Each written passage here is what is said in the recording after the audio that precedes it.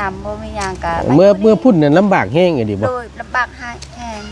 บ่คืออยู่ทั้งพี่เนาะโดยเออลำบากน้ำกว่าลำบากบ่มีไฟตัวน้ำมีและสำคัญเนาะโดยน้ำอยากใช้อยากซอยอยากอาบก็ยังลำบากนะพอน้ำเพื่อน้ำนองกะสักเครื่องมีแต่ช่องพื้นแหละสักหลายก็ย่านน้ำขาวเล่นน้ำเปลืองโดยเปลืองเงินบ่แม่นน้ำห้วยแบบนี้น้ำบาดาลน้ำประปาบ่โดยแบบอาบน้ำกะมื้อนึงอาบบ่ได้มื้อนึงบ่ได้อาบย่านน้ำขาวเสียเงินโอเคจักคนจะอันนี่เรา4 คนโดยที่3ที่4แม่คุณบ้านกระจอยนี่บ่แค่แต่เจอกับเมียเล่าแค่จึงเดี๋ยวบ่เฮาสิถามเด้อบ่ตูนก็สิถามเพื่อให้ FC ได้ฟังนำกันคือทั้งเอ้ยนี่ได้พอน้องเจนีนี่เพิ่นเป็นพ่อห้างฉันบ่เลยเพิ่นเคยมีครอบครัวมาก่อนเลยอ๋อแล้วเพิ่นปะบ่ผู้น้องกันเราบ่ยากเมียผู้น้องนั่นเมียคนแรกบ่โดยมันไปส่งคันเมียมันอยู่แล้วมันบ่อยู่เฮือนผู้น้องมันบ่มักโดยบ่มักคือเอาซะบ่จักแล้วพ่อแม่ให้เอาก็มันแล้วบัดนี้คนที่2แล้วมันบ่มักที่1มันมักคนที่1น่ะมักอยู่โดยคนที่2น่ะบ่มักโดยก็ได้ปะโดยปะวันนี้มาเอาจนเจ้านี่เป็นคนที่3โดยปะก็เอาอีกคนนึงโดยปะก็กลับคืนกลับมาเอาคนที่3เป็นเจ้านี้โดยโอ้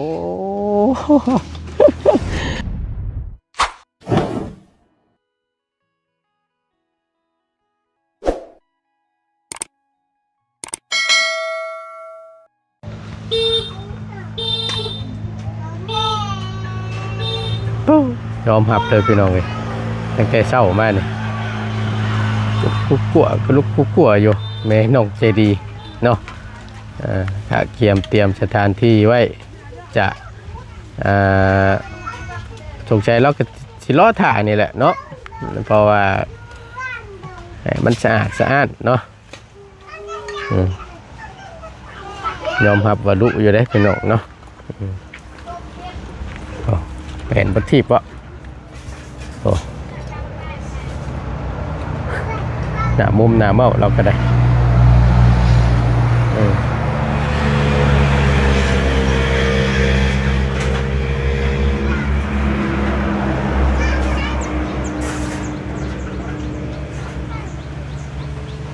ดุโยเป็นยังไงเนาะ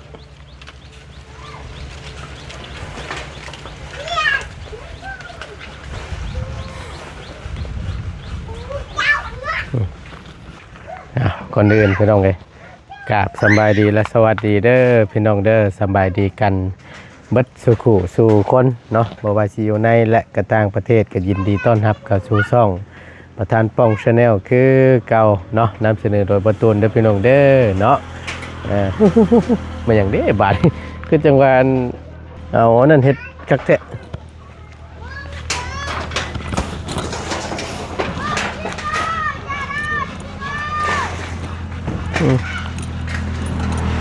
ทุกถิ่มไม่ได้บาทเลย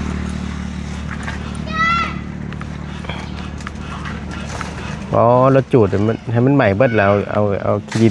เหงื่ออันมาถิ่มพี่ครับโอ้ยฮุบไปทั้งไหนเดบานนี่ฮุบไปทั้งไหนอย่าเด็กน้อยเหยียบโอ้ยเนาะ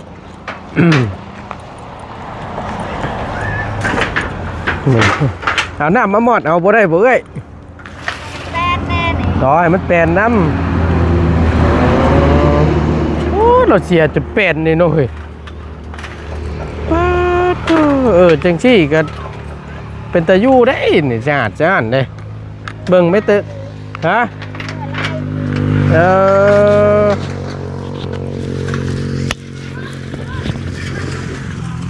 ยอมรับเลยพี่น้องเป็นคักก็ดี ก็กล้วยนี่เป็นของเจ้าบ่ตัวนี้ อุ้ยพ่อเขาปากไก่ซอยเฮือน อ๋อ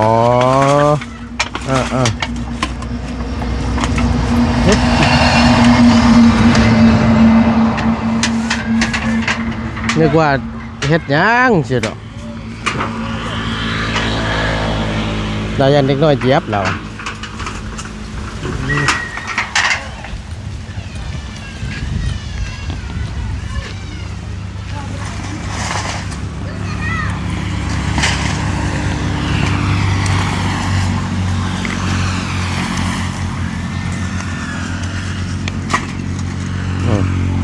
เบิดบัดนี้บ่เหยียบล็อกบัดนี้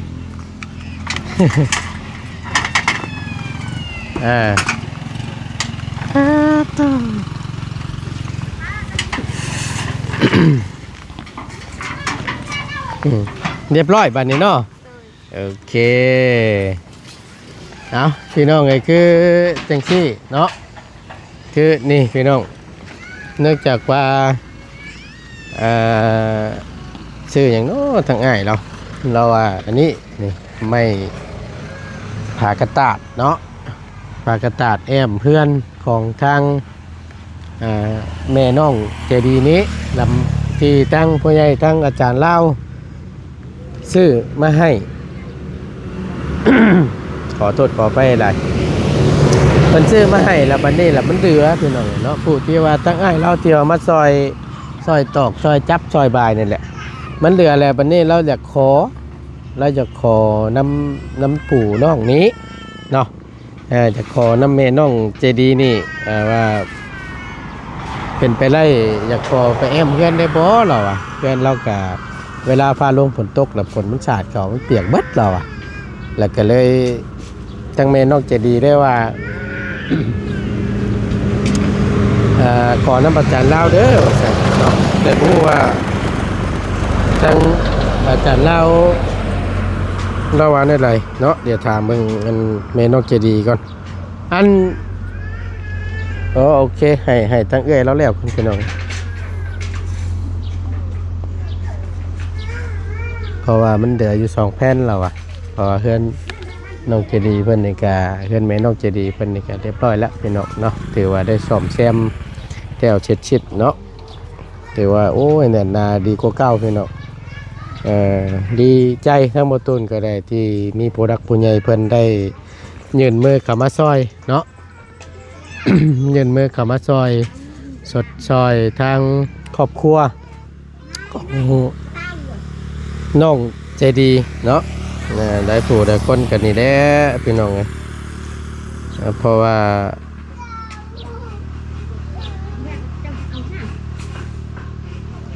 ามันอันนี้เป็นน้องเนาะอยากให้น้องเพิ่นได้เพื่อนได้ชาตินี่แหละยังเพิ่นได้เอาอยู่โอ้ยเนาะโอ้กระดูกกัวแล้วก็น้ำนมเมาเนาะแล้วเราเบื่อโอ้ยเนาะ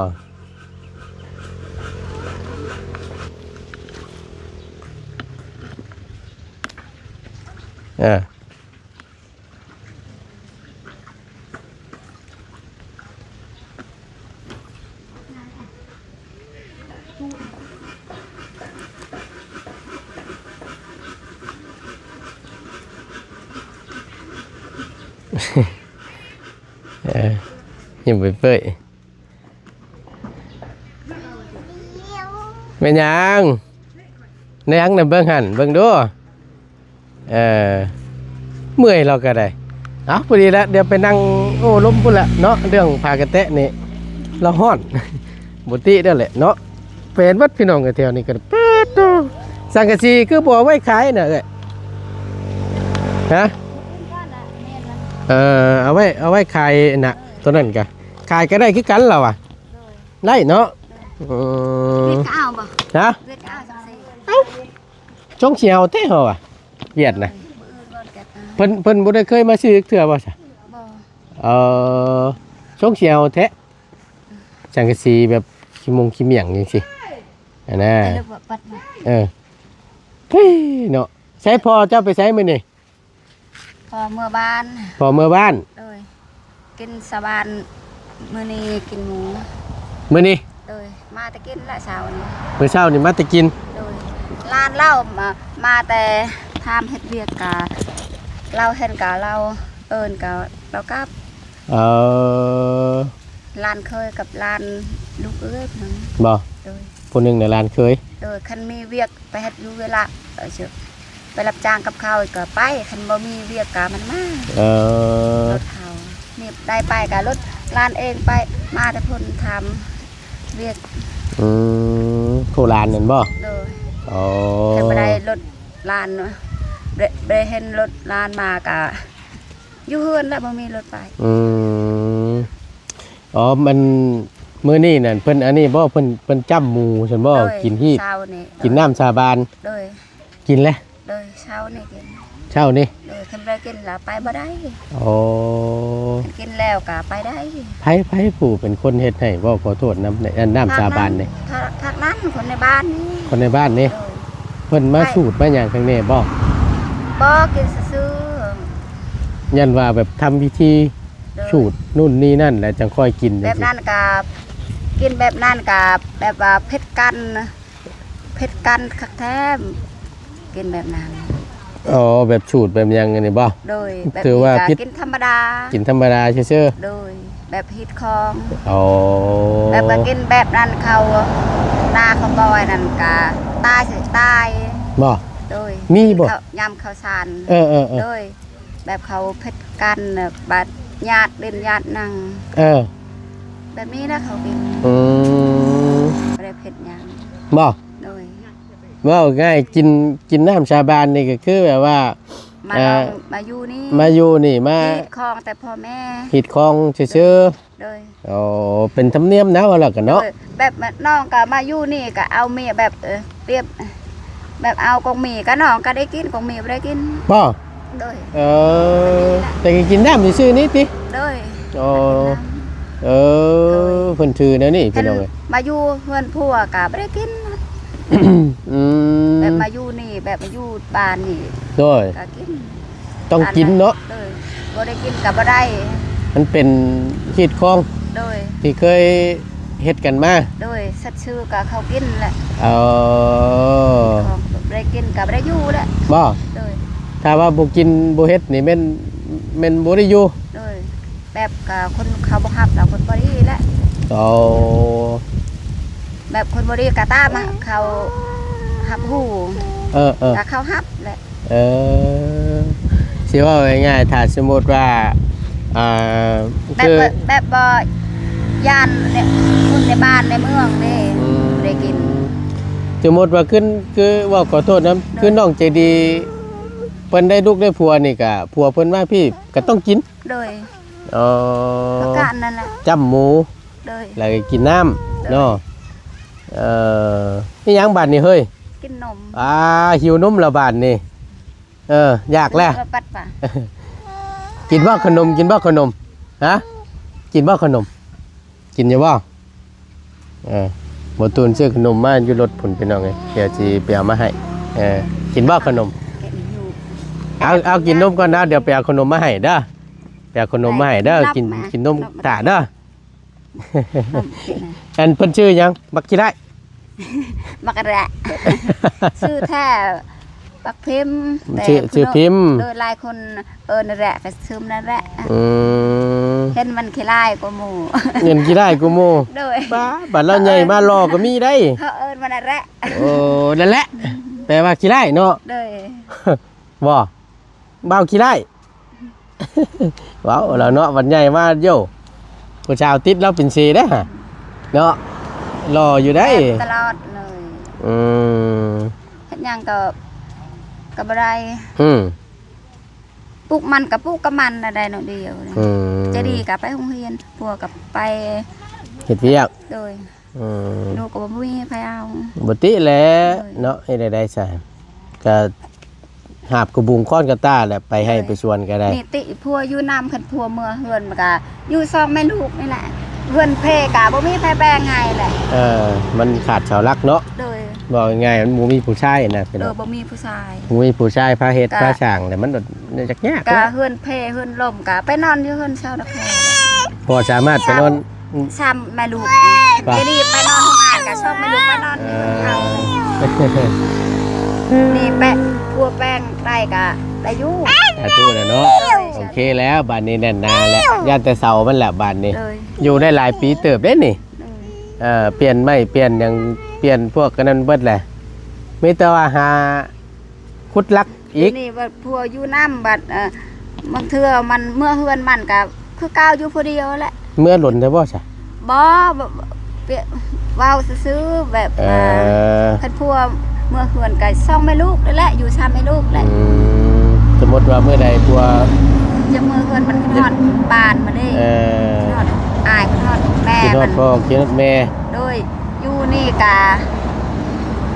เอื้อยให้อยู่แบบมันคิดฮอดเอื้อยกะว่าไปอยากอยู่นำ ให้เมื่อ กับ เพิ่นเมื่อเยี่ยมเมื่อยามมาแหละว่าซั่นซะ โดย เนาะ โดย บ่ว่าไผคือกันแหละ กับมันเมื่อเยี่ยมมายามไอ้น้องแล้วบ่ได้เมื่อเด้อ ว่าไงเมื่อลิ้นเมื่อหัวน้ำมาแหละแล้วก็มาคือเก่า โดย ก็มีกันทั่วไปอยู่ทั้งบ้านก็คือกัน อยู่นำกันกับบ่ฮู้ยากันก็อยู่นำกันแหละบักเทื่อกะมันเมื่อเฮือนมัน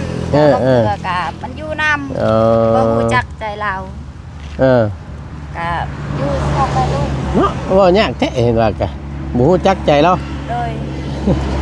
เอื้อยก็คือกันแบบว่าคืออยากอยู่นำผัวเมื่อมีนำบ่มีหยังกะ เมื่อพุ่นน่ะลำบากแฮงอยู่ดิบ่ โดยลำบากแฮง บ่คืออยู่ทั้งพี่เนาะ โดย เอา ลำบากน้ำกว่าลำบากบ่มีไฟ ตัวน้ำมีแลสำคัญเนาะ โดยน้ำ อยากใช้อยากซอยอยากอาบก็ยังลำบากนั่น โด แหละ ยพอน้ำเอื้อน้ำนองกะสักเครื่องมีแต่ช่องพื้นแหละสักหลายก็ย่านนะน้ำเข้า ยันน้ำเปลือง เลยเปลืองเงินบ่แม่นน้ำถ้วยแบบนี้ น้ำบาลานน้ำประปาบ่ โดยแบบอาบน้ำกะมื้อนึงอาบบ่ได้มื้อนึงบ่ได้อาบ ตา ย่านน้ำเข้าเสียเงิน โอเคเอาเดี๋ยวเอานมให้เพิ่นกินก่อนเดี๋ยวไปเอาขนมมาให้เด้อโอเคเดี๋ยวจะมาล้มกันใหม่พี่น้องป้าคือจังว่าคักนี่ดีเนาะพี่น้องเอาตูนขามเอาขนมให้ทั้ง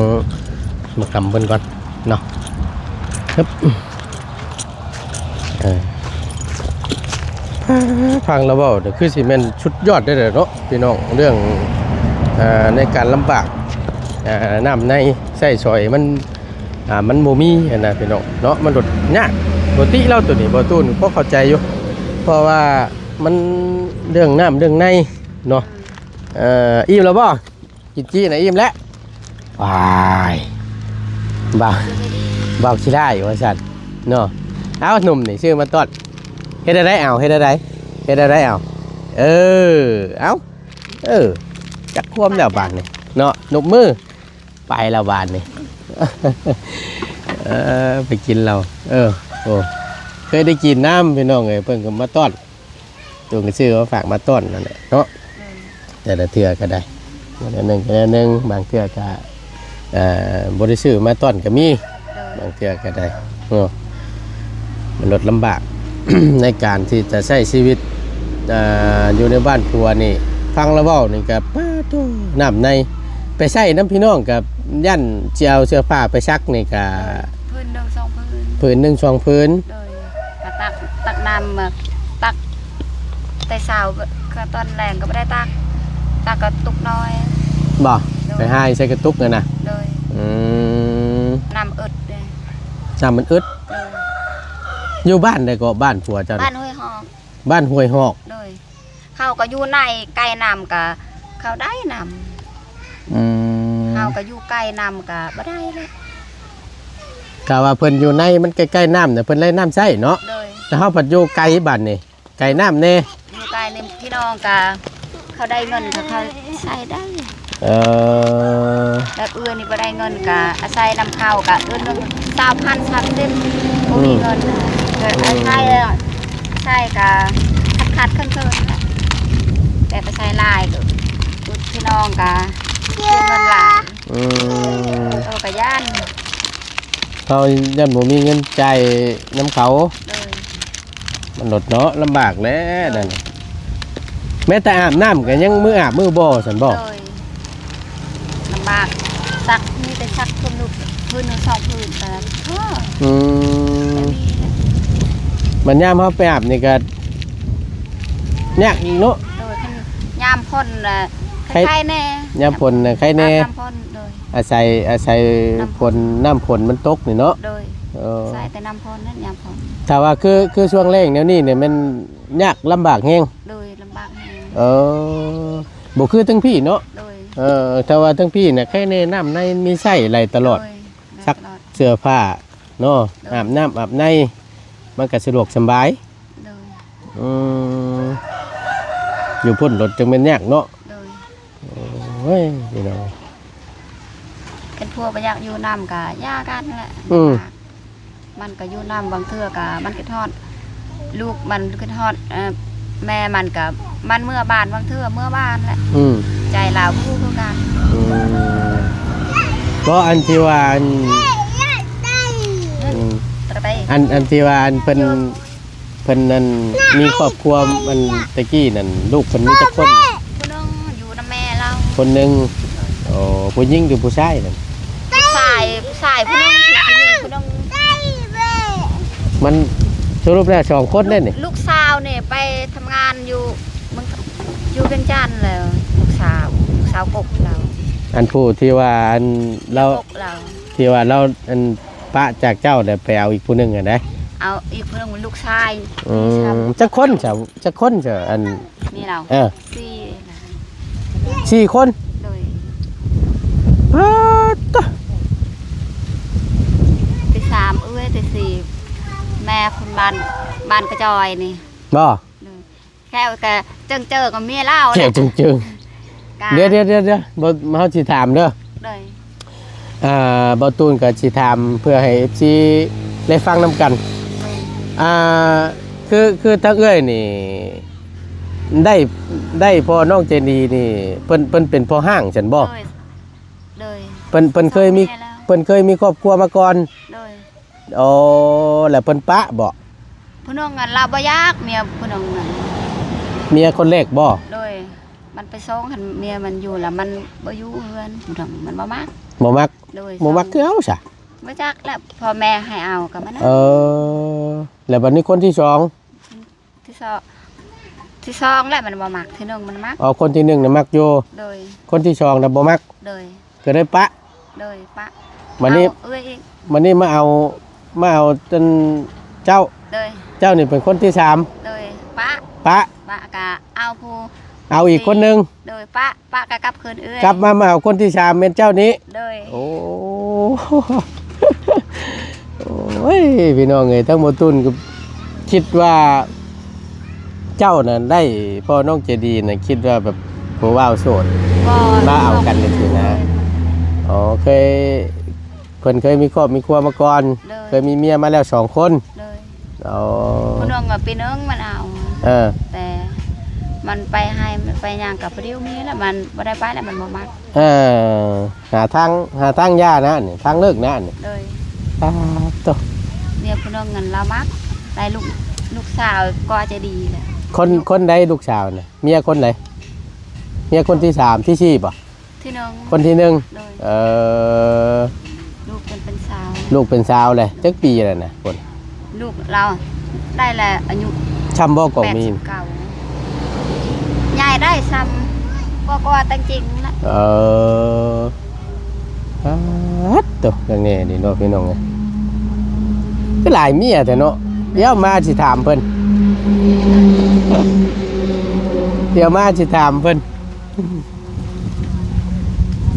เมียบ่ถือกับผัวบ่ถือกับเมียก็ยากัน ปะติ เลย คันเมียผัวอดกะเมียกะแห้งกะบ่ได้เป็นหยังผัวก็คือกันเมียก็คือกันบ่ติไผเลยลูกบ่ได้อดกับผู้นึงกัน เนาะ เลย บุติตัวนี้ บ่ ก็ ว่า ได้ ดอกบันบ่ดีผู้หญิงก็คือกันเมียก็คือกัน อืมแต่เมียบ่ดีนี่ก็ปะกันเนาะผัวบ่ดีก็ปะกันเนาะ เลย แม่นความพี่น้องเอ้ยบ่ว่าไปดอกตัวนี้ บ่ติพัวบ่ดีบ่ติเมียผู้ดี เออ กัน โอ้ย บางเทื่อพัวดีบางเทื่อก็เมียดี บางอยู่ร่วมกันได้เนาะ โดยบางคนก็พัวก็บ่ดีเมียก็บ่ดีแหละอยากกัน เนอะมันก็มีสองทางกันแหละถ้าเบิดบุญต่อกันแหละมันก็ปะห่างกันนั่นแหละ เอาหากกระหู้ได้ทางบ่ตูนก็ได้เนาะเพิ่นเคยมีครอบครัวมาก่อน3-4เมียแหละ เลย ป๊าดตัวหมู่วิทย์คนที่3 เลย กลับมาอีกรอบ เลยทอดเมียเก่าเลยก็กลับคืน ผู้เมียคนที่4นี่เพิ่นเอาเพิ่นมีลูกนํกันบ่ 4 คน 4คนผู้ โดยผู้น้องอยู่นำแม่เรา เออ ที่3 คนอยู่นำเมียเรา หายายลูกยายเต้าไว้ดีเนาะ โดย โอ้ยพี่น้องเอ้ยคักเด้ที่เด้สุดแหละอันนี้เนาะ โดย นักล่าแล้วฟังเว้านี่เอาจังได๋ก็ให้ฮักให้แพงกันเด้อ โดย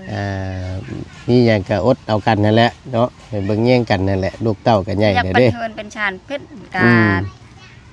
จะหน่อยก็กินข้าวน้ำกันน่ะเจ้า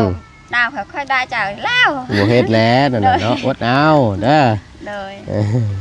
ทางน้องจิดีไปเฮียนว่าติ เลย โอ้ยังบ่ทันเลิกอยู่ เลย โอเค จะดีมาแต่ไปหาน้องใหม่ จ้ะ จะดีมาแต่หาน้องใหม่ ใช้จะดิ จักละมาหากับแม่แต่จริงกับแต่จริง มาแล้ว จักเรา